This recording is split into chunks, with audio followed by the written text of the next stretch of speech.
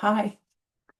I have been recording my grief journey for a couple of years now. I started putting articles on Substack where I talk about the grieving process, and each article talks about a little bit about, parts of the process, what to expect, and, odd things that happen. And, everybody has a different experience, although the process is the same. It's just that we all experience it differently because we're different. We've had different relationships, different experiences, different perspectives.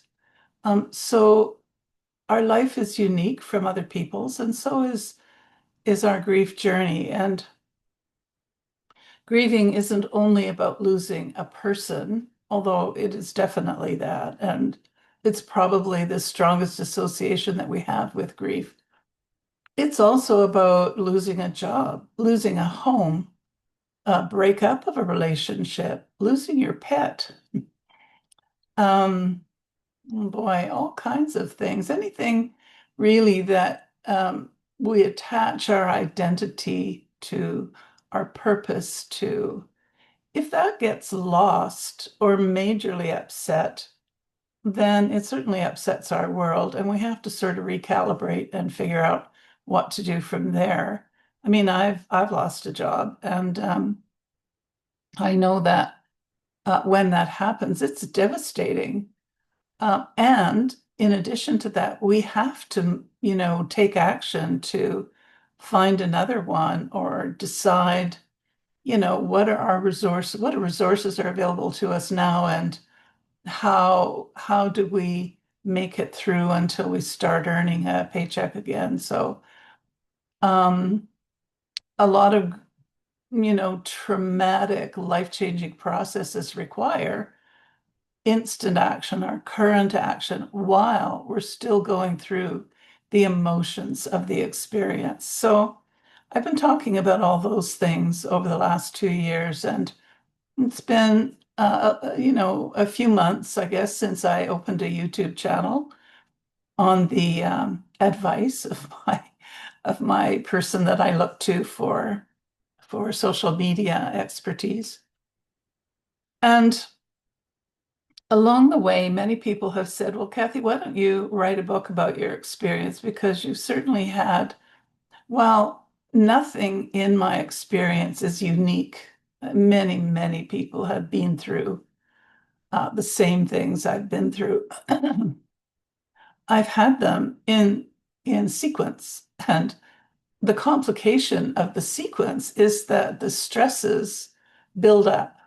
And I'm a person who, I just do what needs to be done in face of the current situation, and really didn't pay a lot of attention to the emotions that were being impacted. And while I knew they were there, it's just not where I put my attention. I put my attention on what do I need to do to to not so much achieve the status quo, but make life as normal as possible again. So that's what my story, that's what makes my story unique unto me, I guess. So I have written a book. It's called Please Don't Give Me Something More to Worry About. And it's the title of a poem that I wrote when I left my last appointment with my oncologist, who shocked me and said, "Would you like me to take a brain scan?" And I'm like, "No," because honestly, like, when I was shocked that it was brought up, and I didn't quite know what that meant. But anyway, I got in my car, headed home, and this poem just like arrived. And so when I got home, I put it into my computer. I tweaked it a little bit, of course, but it essentially downloaded to me instantly. And it's kind of humorous, but it sort of encapsulated all the things that were going on in my world in that moment. So that's where the title comes from. And if I can share my screen, we have the book is in the publication process right now. And we have developed a cover for it. And if I can share my screen, I will show you the cover. Share. So I hope you can see that. That's what it looks like. I'm going to stop the share. Um, and there's a little story about that cover.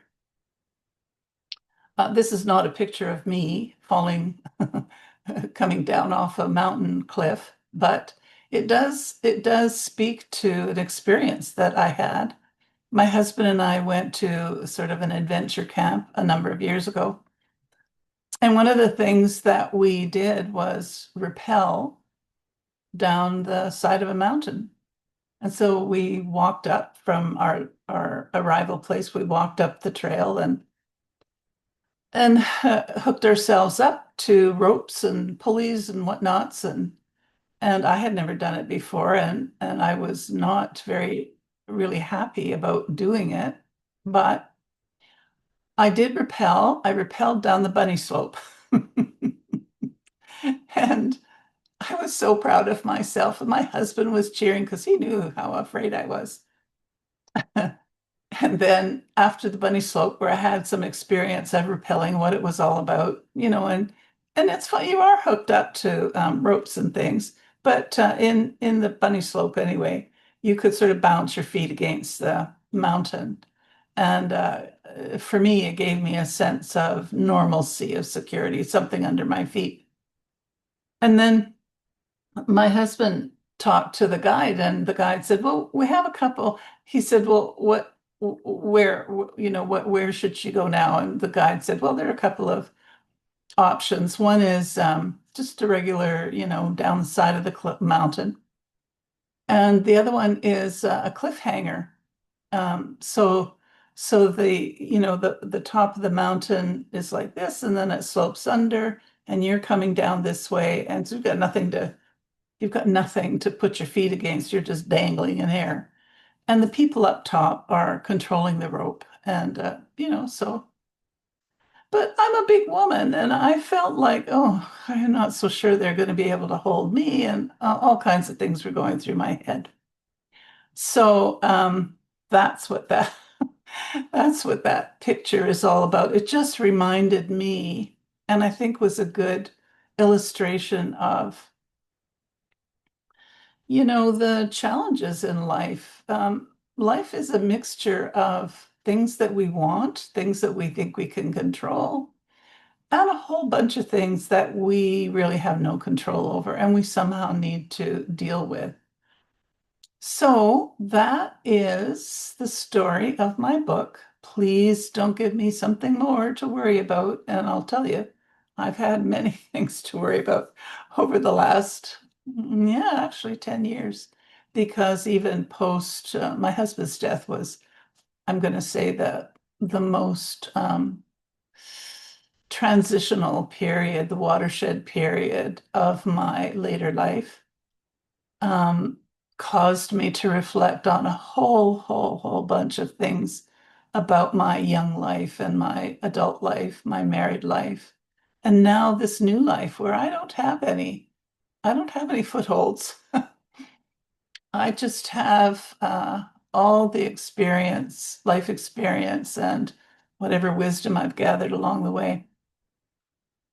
So my book is about all that, and it's about my journey in understanding what grief is. I took some training about it and decided that I wanted to share that with people who wanted to know, not about me necessarily, but about what grief is. What's the grieving process? How does it affect our lives? What kind of changes can we anticipate? How do we get through it? How do we turn this pain into something useful?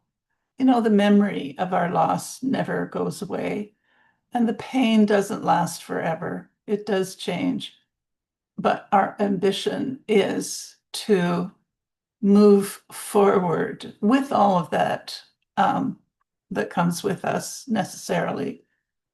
But how do we make our life better in the face of this major change or these many major changes. So I hope you will look for my book. I will certainly keep you apprised of the progress of it. Um, yeah, it's not published yet. I plan to put it out in print version, ebook version, and an audio version. So we're working on all of that right now. So I hope you look forward to it because I'm certainly looking forward to having it ready for you.